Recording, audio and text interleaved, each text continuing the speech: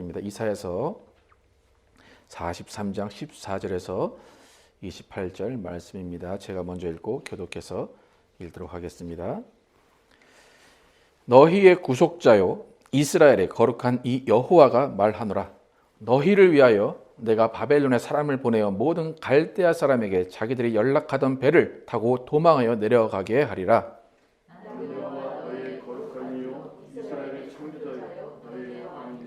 나 여호와가 이같이 말하노라. 바다 가운데 길을 큰 물 가운데 지름길을 내고 병거와 말과 군대의 용사를 이끌어내어 그들이 일시에 엎드러져 일어나지 못하고 소멸하기를 꺼져가는 눈물밖에 하였느니라. 너희는 이전 일을 기억하지 말며 옛날 일을 생각하지 말라. 보라, 내가 새 일을 행하리니 이제 나타날 것이라. 너희가 그것을 알지 못하겠느냐? 반드시 내 강에 길을 내고 상하게 강을 내리니 장차 들짐승 곧 승냥이와 타조도 나를 존경할 것은 내가 광야의 물을 사막의 강들을 내어 내 백성 내가 택한 자에게 마시게 할 것임이라. 이 백성은 내가 나를 위하여 지으니 나를 찬송하게 하려 함이라. 그러나 야곱아 너는 나를 부르지 아니하였고 이스라엘아 너는 나를 괴롭게 여겼으며 내 번제의 양을 내게로 가져오지 아니하였고 내 제물로 나를 공경하지 아니하였느니라. 나는 제물로 말미암아 너를 수고롭게 하지 아니하였고 유황으로 말미암아 너를 괴롭게 하지 아니하였거늘 너는 나를 위하여 돈으로 향품을 사지 아니하며 희생의 기름으로 나를 흡족하게 하지 아니하고 내 죄짐으로 나를 수고롭게 하며 내 죄악으로 나를 괴롭게 하였느니라. 나는 나를 위하여 내 도를 말하노니 내 죄를 기억하지 아니하리라. 너는 나에게 기억이 나게 하라. 우리가 함께 변론하자. 너는 말하여 내가 의로움을 나타내라. 내 시가 범죄하였고 너희 교사들이 너를 배반하였느니 같이 읽겠습니다. 그러므로 내가 성소의 어른들을 욕되게 하며 야곱이 진멸당하도록 내어주며 이스라엘이 비방거리가 되게 하리라. 아멘. 하나님을 위한 나를 위하시는 하나님이란 제목으로 오늘 나누겠습니다. 이사야를 통해서 우리가 알 수 있는 것은 뭐냐면 하나님은 분명한 목적을 가지고 이스라엘, 즉 우리를 창조하셨다는 것입니다. 우리가 이사야서 40장 이후로 지금 살펴보고 있는데 지난 시간들을 통해서 하나님이 인간을 지은 목적, 이스라엘을 지으신 목적 두 가지를 살펴봤습니다. 첫 번째는 뭐냐면 하나님의 영광을 위해서 창조하셨다. 창조의 목적이 영광이었습니다. 두 번째 창조 목적은 하나님의 증인의 삶을 살게 하시기 위해서 이스라엘을 또 우리를 지으셨다는 것이 이사야서에서 말하는 우리의 창조 목적입니다. 오늘 본문에서는 세 번째 하나님의 창조 목적이 드러나 있습니다. 그것은 뭐냐면 하나님을 찬송하게 하는 것입니다. 그러니까 우리와 하나님과의 관계가 여러 가지 관계가 있지만 가장 근본적인, 가장 기초적인 관계는 창조주와 피조물의 관계입니다. 피조물은 창조자의 의도에 맞게, 창조자의 목적에 맞게 살아가는 것이 당연한 것입니다. 우리가 하나님을 창조자라고 고백한다면 우리는 저절로 피조물이 되는 것이고 우리는 저절로 창조자의 목적에 맞게 살아야 합니다. 여러분 하나님이 창조자이심을 고백하십니까? 하나님이 창조자이시기 때문에 나는 피조물이다 라는 것을 고백하십니까? 하나님은 분명히 스스로 나는 창조자다 말씀하십니다. 오늘 본문 15절 함께 한번 읽어보겠습니다. 시작. 나는 여호와 너희의 거룩한 이요 이스라엘의 창조자요 너희의 왕이니라. 애들로 말씀하지 않으시고 직접 나는 창조자요 너희의 왕이다 이렇게 선포를 하십니다. 이런 하나님의 창조자이심, 왕이심을 바탕으로 하면 우리 피조물은 하나님의 영광을 위해서 하나님의 증인으로 하나님을 찬양하는 목적에 부합하며 살아야 합니다. 그러니까 계속 제가 반복하지만 창조자의 목적에 맞게 살아야 하는 것이 피조물의 당연한 삶입니다. 그러니까 창조주가 피조물을 지었다라는 것은 창조주를 위해서 지은 겁니다. 창조주를 위해서 피조물을 지었다는 것입니다. 21절 함께 읽어보겠습니다. 시작. 이 백성은 내가 나를 위하여 지었나니 나를 찬송하게 하려 함이니라. 이 백성 이스라엘, 우리는 누구를 위해 지었다고 합니까? 하나님을 위해서. 이 백성, 이 인류를 위해서, 그들만을 위해서 지은 게 아니라 하나님을 위해서, 나를 위해서. 어떻게 보면 이기적인 말일 수도 있지만 하나님 자신을 위해서 우리를 창조하셨다는 것입니다. 그러니까 분명한 사실입니다. 하나님은 자신을 위해서 우리를 창조하셨습니다. 그러니까 기독교 신앙의 기초는 바로 이겁니다. 하나님 자신을 위해서 모든 것들을 창조하셨고 모든 일을 하나님 자신을 위해서 하신다는 것입니다. 십계명의 처음 네 계명, 나 외에 다른 신은 없다. 우상을 만들지 마라. 여호와의 이름을 망령되이 걷지 마라. 안식일을 거룩히 지키라. 이 모든 것들은 하나님이 창조주 되심을 드러내는 겁니다. 내가 모든 것을 나를 위해서 지었다. 그겁니다. 여러분 다시 한번 묻겠습니다. 여러분 하나님 자신을 위해서 여러분을 지으시고 만물을 지으시고 모든 일을 하신다는 것 여러분 고백하십니까? 어쩌면 어떤 사람들은 이 말이 좀 불편할 수도 있습니다. 하나님 나를 사랑하시고 내가 하나님의 자녀인데 뭐 하나님이 나를 이용하려고 지으셨나? 나에게 뭘 얻어가시려고 나를 지으셨나? 불편해할 수도 있습니다. 공평하지 않다라고 인정할 수 있고 또 하나님을 주로 시인하지 않고 창조주로 시인하지 않을 수도 있습니다. 만약에 여기 있는 분들 가운데 이 말이 불편하다라고 한다면 아직까지 하나님을 잘 모르는 겁니다. 근데 하나님을 모르는 것에서 더 나아가서 이것은 죄가 될 수밖에 없습니다. 죄의 근원은 뭐냐면 하나님을 찬양하던 천사가 타락함으로 인해서 그 찬양을 받으셔야 하는 하나님이 아닌 자신이 오히려 찬양을 받는 그 위치에 앉도록 한 것이 바로 죄입니다. 하나님을 찬양하기 위해 지었다라고 하는데 아니다. 찬양은 내가 받을 거다라는 것이 죄입니다. 그래서 인류의 종말을 한마디로 정리하면 뭐냐면 하나님을 찬양하는 사람들은 하나님과 영원히 하나님을 찬양하며 함께 지내는 것이고 하나님을 찬양하기를 거부하는 자들은 영원히 하나님을 찬양하기를 거부한 마귀와 함께 영원히 지옥에서 후회하면서 지내는 것입니다.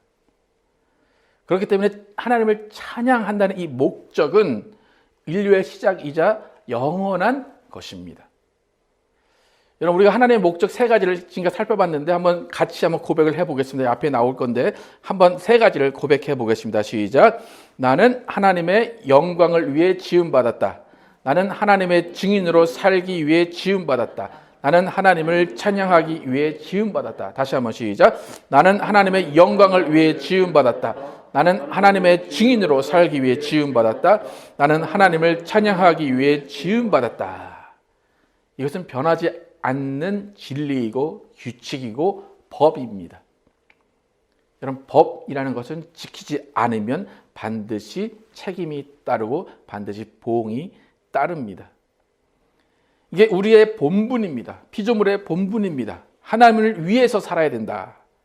근데 이것이 공평하지 않다. 이것은 내가 동의하지 않는다라고 해서 이것을 거부하게 되면 하나님은 그에 맞는 보응을 하실 수밖에 없어요. 왜요? 바른 길로 인도하셔야 되는 분이시기 때문입니다. 그러니까 이 보응이라는 것이 이 땅에서 받을 수도 있습니다.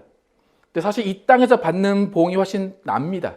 이 땅에서 보응을 받지 않으면 영원한 지옥에서 보응을 받을 수밖에 없기 때문에 오히려 하나님을 섬기지 않은 이 사실들이 이 땅에서 보응으로 받는 것이 차라리 낫습니다.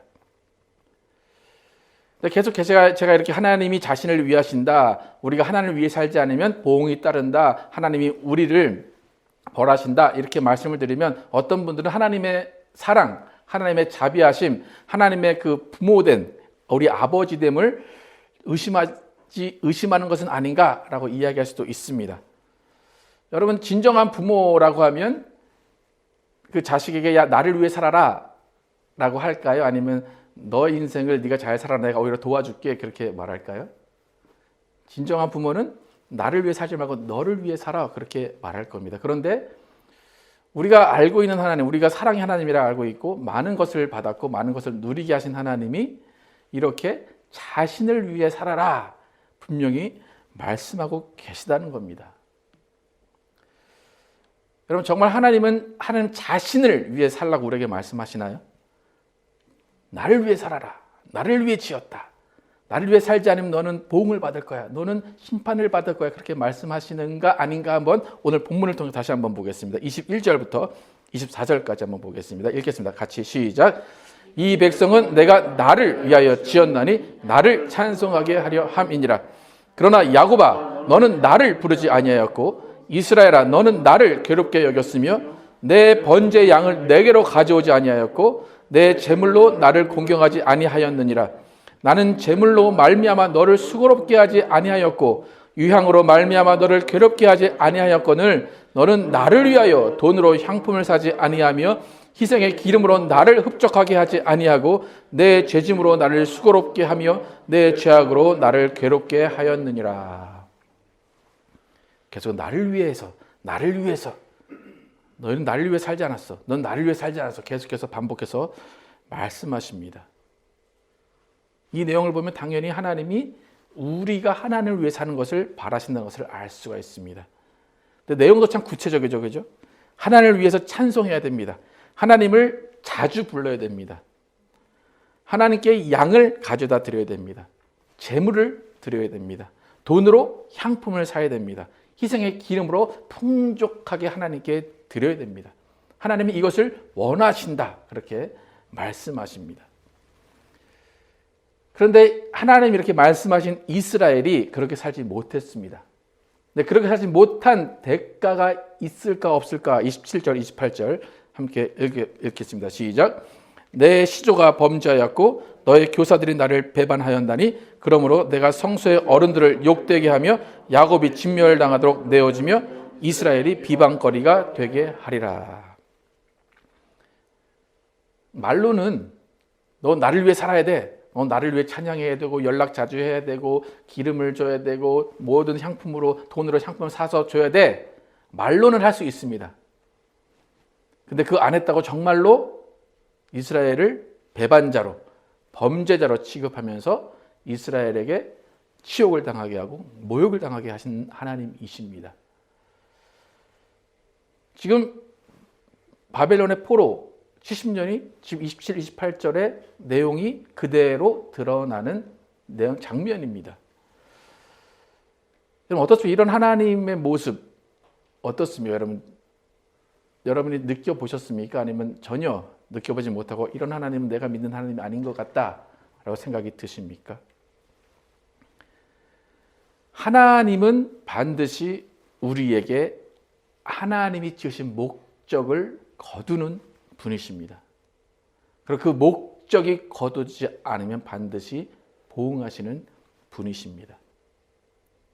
아까도 말씀드렸던 차라리 우리가 삶에서 지금 살아있는 이때에 보응받는 것이 낫습니다. 죽어서 보응을 받게 되면 영원한 지옥에 갈 수밖에 없습니다.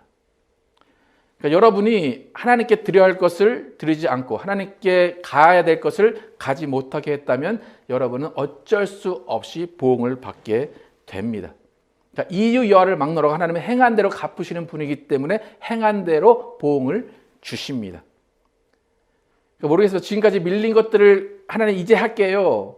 그럼 어떻게 되는지 모르겠어요. 지금 이제 뉴스에 보면 그 비트코인이 많이 올라가서 세금을 계속 안 내던 사람들이 그 경찰이 그 세금 그 징수하는 그 파트에서 그 비트코인을 압수하려고 하니까 그거 압수하지 마십시오. 내가 돈을 내겠습니다. 그리고 돈을 요즘 많이 낸대요. 네. 그렇게 체납한 세금을 내면 모든 것들이 다 없어지는지는 모르겠지만 하나님은 분명하게 정확한 계산을 통해서 하나님께 드려야 될 것이 하나님께 나아가야 될 것이 하나님께 행해야 할 것이 안 돼 있으면 하나님은 반드시 보응하신다는 겁니다. 계속 말씀드리지만 내가 받지 않아도 언젠가는 그것이 이루어진다는 것이 하나님의 마음이고 하나님의 진리이고 그것이 바로 정의입니다. 아무리 자비로운 아버지라고 해도 자녀가 범죄해서 판사 앞에 서게 되면 그 판사의 말을 들을 수밖에 없습니다. 그러니까 이 보응이라는 것은 지금 이스라엘에만 국한된 것이 아닙니다. 신약 시대인 우리 때도 반드시 이 보응은 일어나게 돼 있습니다. 여러분, 하나님께서 이런 많은 기준들을 이렇게 나열해 놓으셨는데 우리는 어떤가 한번 살펴보기를 원합니다. 우리는 하나님을 위해 찬송하고 있습니까? 우리는 하나님을 열심히 부르고 있습니까? 우리는 하나님께 제물을 드리고 있습니까? 하나님께 향품을 드리고 있습니까? 하나님께 기름을 풍족하게 드리고 있습니까? 하나님을 경외하며 하나님을 찬양하며 살고 있습니까? 이 모든 것은 우리의 삶에 관련된 거예요. 그러니까 물질, 돈에만 관련된 국한된 것이 아니라 시간, 체력, 생각, 재능 모든 것들을 하나님께 드리라 그렇게 말씀하십니다. 근데 구약에서는 오히려 좀 기준이 되게 간단합니다. 우리가 잘 아는 구약의 기준은 하나님이 100을 주셨다면 몇 개를 하나님께 드리면 됩니까? 10을 드리면 11조입니다. 구약은 되게 간단합니다. 그래서 10만 드리면 돼요. 근데 또 구약도 잘 보면 10분의 1보다 더 많이 드리긴 했습니다. 그런데 이 신약이 좀 애매합니다. 우리가 살고 있는 신약이 하나님께 뭘 드리는 건 맞는데 굳이 꼭 드려야 되나라고 싶기도 하고 안 드려도 아무 일도 안 일어나는 것 같은 그런 애매한 기준이 있다는 것이 신약의 문제입니다. 그래서 여러분 유튜브에 보면 11조를 쳐보면 11조 하지 마라 라고 딱 노골적으로 말씀하시는 목사님들이 많이 있습니다. 근데 잘 들어보면 결국 하라는 얘기인데 제목은 11조 하지 마라 그렇게 딱 정해져 있습니다. 11조 하지 마라 이 얘기를 여러분 어떻게 이해하시면 될까요? 신약의 이야기를 통해서 보면 신약의 기준은 뭐냐면 모든 것을 드려라. 그게 신약의 기준입니다. 너의 목숨까지 드리고 너의 전 재산을 드려라. 그럼 여러분 지금 다시 생각해 보면 10분의 1이 낫겠습니까? 전체가 낫겠습니까? 10분의 1이 계산적으로 보면 낫습니다. 세금도 한 몇 퍼센트 내나요? 세금 한 20% 30% 내나 많이 내는 사람들은? 예. 그러면 10분의 1은 아주 혜택을 많이 받는 겁니다. 그러니까 하나님이 이렇게 내 것이다 라고 정해놓은 것이 있고 너희는 나를 위해 창조됐기 때문에 너희의 인생, 너희의 모든 것들은 나를 위해 사용되어야 된다고 하나님은 분명히 말씀하십니다. 그런데 그것이 지켜지지 않을 때에 하나님은 보응하신다는 겁니다. 그러니까 이렇게 우리는 하나님이 창조하신 피조물로서 하나님을 위해서 살아야 합니다. 하나님이 100 중에 90은 우리에게 주셨습니다. 하나님이 우리에게 많은 것을 베풀어 주셨다는 것은 우리가 그것을 쓸 수 있게 하셨습니다. 하지만 분명한 것은 하나님을 위해서 구별된 것은 반드시 하나님께 나아가야 된다는 겁니다. 그리고 그것이 지켜지지 않으면 반드시 보응이 있다는 겁니다. 제가 지금까지 좀 암울한 이야기를 했죠, 그죠? 지금까지 하나님만 자신을 위해 하신다. 우리는 하나님을 위해 살아야 된다. 하나님을 위해 살지 않으면 보응이 따른다. 이렇게 많은 좀 어두운 얘기를 하고 여러분의 부담되는 이야기를 많이 했는데 이사야서가 분명히 그걸 얘기하고 있습니다. 분명히 그것은 진리입니다. 그것은 분명히 하나님이 행하십니다. 그런데 그와 동시에 일어나는 일이 있다는 겁니다. 그와 동시에 일어나는 일을 뭐냐면 오늘 설교 제목이 뭡니까? 기억나시니까? 하나님을 위한 나, 그 다음에 나를 위하시는 하나님. 그게 동시에 간다는 겁니다. 여러분 제가 처음에 이렇게 말씀드린 이런 좀 무서우신 하나님, 계산적이신 하나님, 정확하신 하나님 이런 하나님만 바라볼 수도 있습니다. 그런데 또 다른 하나님의 모습이 있다는 겁니다. 그런데 이것은 동시에 간다는 겁니다. 이것은 있고 저것은 없고 그것이 아니라 동시에 간다는 겁니다. 그래서 역설적이기도 하고 참 이해하기 힘든 부분이기도 한데 하나님은 공의와 사랑을 동시에 행하시는 분이시라는 겁니다. 그래서 어쩔 때는 70년의 포로 생활과 우리를 지키시고 보호하신 하나님의 그 보호하심이 동시에 일어날 수가 있습니다. 나에게는 70년의 포로 생활 같은 인생에 지금 어려움이 있는데 자녀에게는 새 일을 행하실 수 있다는 겁니다. 또 자녀에게는 70년의 포로 생활 같은 일이 지금 벌어지고 있는데 나에게는 하나님이 새 일을 행하실 수 있다는 겁니다. 그게 동시에 일어나는 그것 때문에 우리는 많은 갈등을 하고 많은 고민을 하고 하나님을 오해할 때도 있습니다. 하나님은 정확하신 분이시고 하나님은 보응하시는 분이신데 그와 동시에 우리를 지키시고 우리를 위하여 열심히 일하시는 분이 우리 하나님이십니다.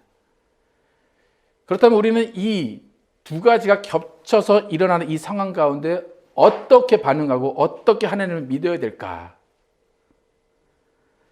지금 이스라엘이 70년의 포로 생활을 살고 있습니다. 좌절입니다.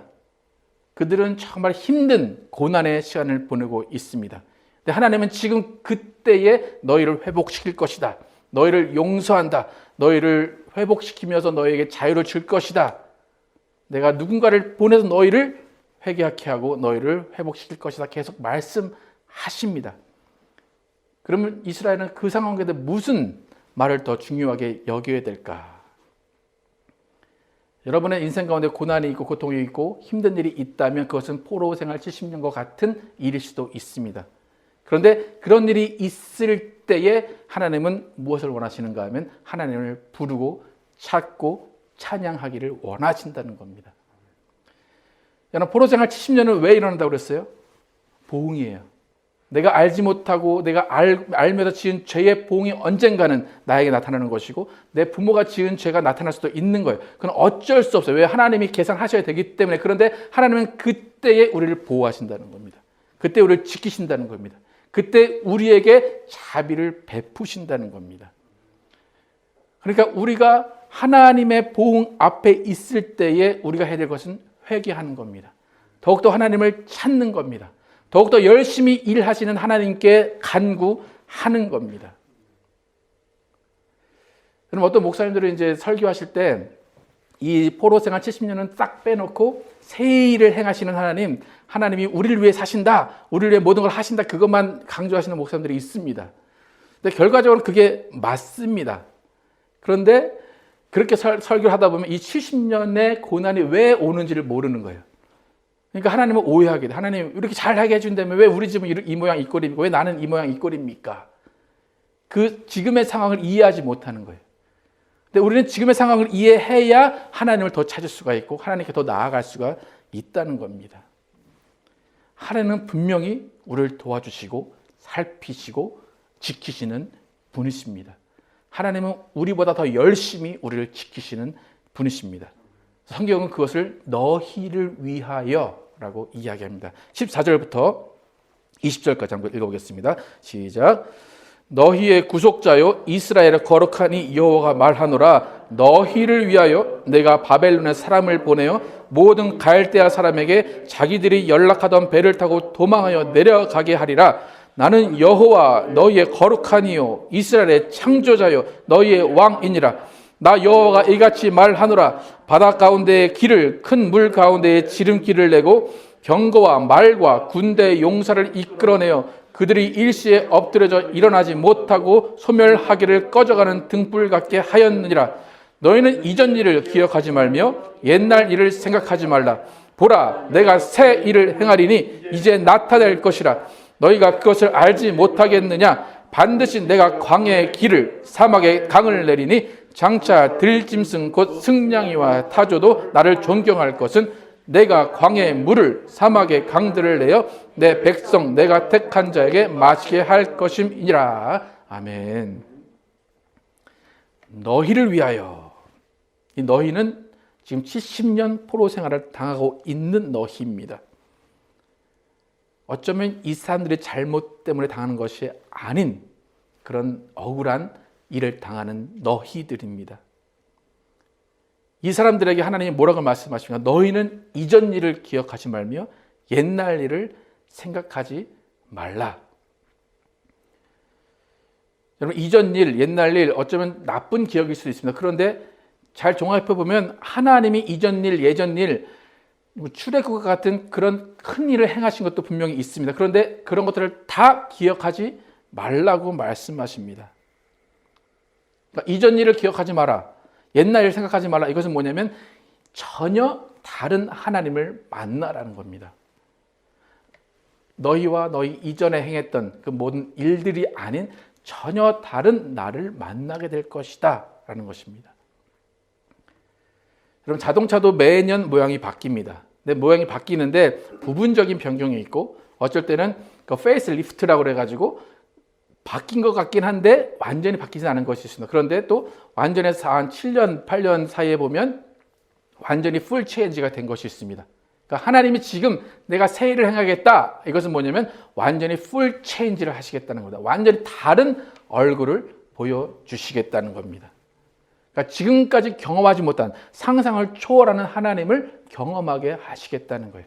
그래서 결국에 이 내용이 지나고 보면 하나님이 인간의 몸을 입고 오시는 그 모양으로 드러나는 그 새 일이 이루어지는데 하나님은 전혀 다른 모습으로 우리에게 나타나시겠다는 겁니다.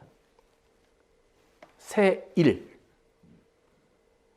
하나님이 우리에게 행하실 새 일. I'm doing a new thing 이라고 영어 성경은 이야기합니다. 가능할 것 같지 않은 일, 또한 가장 필요하고 공급되어야 하는 일을 새 일이라고 합니다. 여러분이 고통 가운데 있고 어려운 가운데 있을 때 하나님의 새 일을 기대하시기 바랍니다. 근데 여러분 어떤 새 일을 기대하고 싶으십니까? 여러분 지금 우리 집에 가정에 물질이 부족하고 돈이 없고 빚이 많습니다. 그럼 새 일을 여러분이 기대하시면 무슨 일이 일어나면 제일 좋겠습니까? 여러분 가장 많이 기대하는 일이 로또가 됐으면 좋겠죠, 그죠? 그게 새 일일 것 같죠? 예. 우리가 기대하는 새 일은 그런 건데 하나님이 기대하신 새 일은 뭔가라는 거예요. 하나님이 원하시는, 하나님이 행하실 새 일은 뭔가. 어저께 와이프랑 이제 운전을 하면서 드라이브를 하면서 이렇게 시간을 보냈는데 와이프가 이제 인터넷을 유튜브를 보면서 찬양을 이렇게 틀었는데 그 중에 이런 문구가 있었나 봐요. 문제보다 크신 하나님. 여러분 들어보신 적 있으십니까? 문제보다 크신 하나님. 하나님이 행하실 새 일이라는 것은 모습을 완전히 뒤집고 완전히 내가 원하는 것을 다 주시고 그것이 아니라 오히려 문제보다 더 큰 하나님을 보여주시는 겁니다. 여러분 세상에 많은 어려움이 있습니다. 여러분 한 주먹만한 어려움이 있다. 그러면 이 어려움을 가장 쉽게 극복하시는 방법은 뭔지 아십니까? 주먹만한 어려움이 있다. 이 어려움을 극복하는 가장 쉬운 방법 뭔지 아십니까? 이거보다 더 큰 문제가 생기면 이 주먹만한 문제는 아무것도 아니게 됩니다. 그러니까 문제가 문제를 덮게 되는 겁니다. 그게 인간입니다. 그러니까 하나님이 새 일을 행하시겠다라는 것은 뭐냐면 그 문제를 아예 없애겠다. 문제의 근원을 없애겠다. 그것보다 문제가 이만하면 그것보다 큰 나를 보여주겠다라는 겁니다. 근데 우리는 문제 해결을 원합니다. 하나님 이거 없애주세요. 치워주세요. 근데 하나님은 치워주지 않으시고 그건 그대로 놔두시고 그것보다 더 큰 하나님을 보여주시는 것으로 새 일을 행하신다는 겁니다.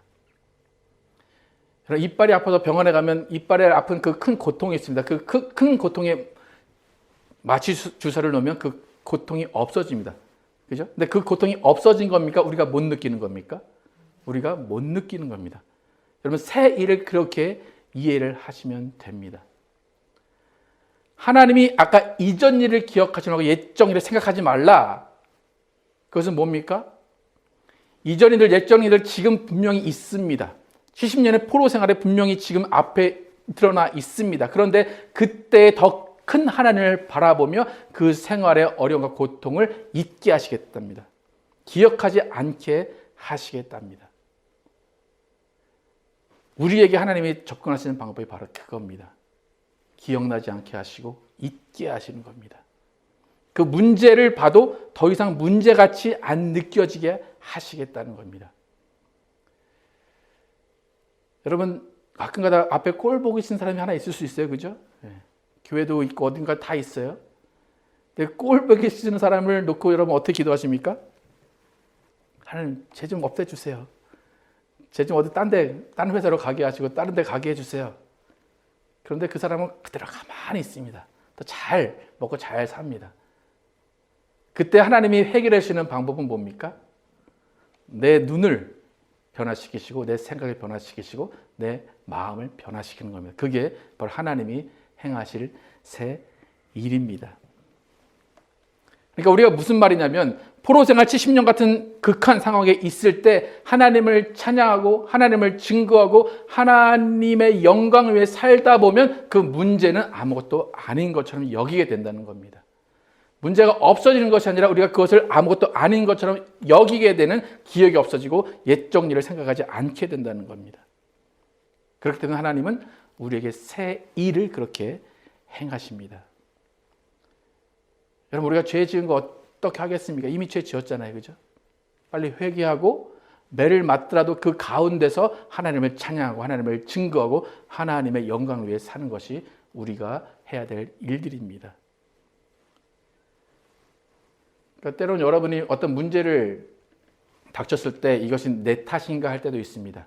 자녀들이 몸이 아프거나 자녀들이 일이 잘 안 될 때 내 탓인가? 라고 할 수도 있습니다.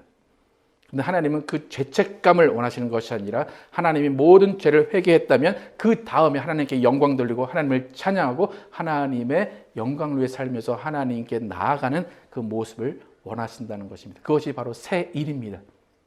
새 일은 결과적으로 뭡니까? 내가 변화되는 겁니다. 보라, 새 것이 되었도다. 하나님이 원하시는 새 일은 여러분이 새 것으로 살아가는 겁니다. 오늘 19절에 보라, 내가 새 일을 행하리니 이제 나타날 것이니라. 여러분의 삶 가운데 새 일이 나타나야 됩니다. 여러분의 삶 가운데 하나님의 새 일이 증거가 되어야 됩니다. 하나님은 이미 새 일을 준비하시고 이미 새 일을 행하시고 계십니다. 이미 새 일은 여러분에게 이루어졌습니다.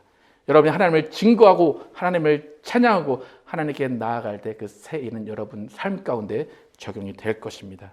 그래서 여러분 앞으로 새 일, 그 일들을 경험하시고 그 새 일들을 통해서 하나님을 찬양하고 증거하고 영광 돌리는 여러분과 제가 되기를 예수 이름으로 축복합니다.